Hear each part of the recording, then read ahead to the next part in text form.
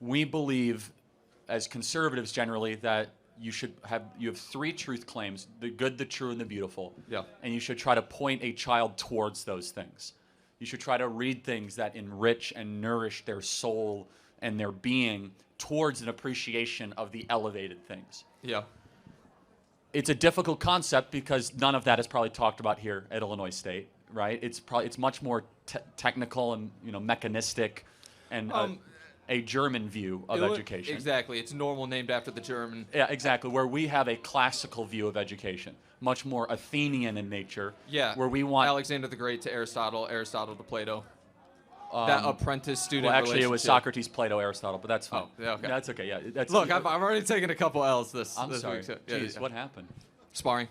Oh, Just, good yeah, for you. Sparta heavyweight, but Awesome, you know. good. And that's fine. It's not a matter of disagreement. We think the teacher should challenge and elevate the student towards the good, and that a teacher should be unafraid to tell a student you're totally wrong, Yeah, 100%. and then and to try to get them to naturally get towards an end point of a certain conclusion. If, for example, if a teacher has, if they come to the conclusion, well, if my students believe whatever they want to believe at the end of this, it is what it is. We don't There's think a lot of flaws in that. Yeah. We don't think the teacher's done their job. 100%. If that makes sense. Yeah, So- thank you very much. Thanks, man. Have a great day.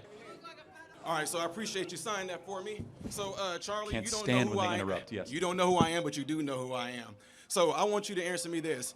How is it that coming up in Chicago, East Garfield, and coming up in Cabrini Green, can you tell me how is it that coming from a city like that and getting to a place where we came from a single-parent home to a no-parent home, can you tell me how is it that I was able to get married, which in June I'll be married 24 years. I have a 23-year-old son and a 21-year-old son. Got through school, got a degree, went back and got another one. Can you explain to me how systemic racism kept me from doing that? It doesn't. Systemic racism didn't, because every person can make good decisions and flourish in this country regardless of the color of their skin. So then how is it that somebody like me did it though?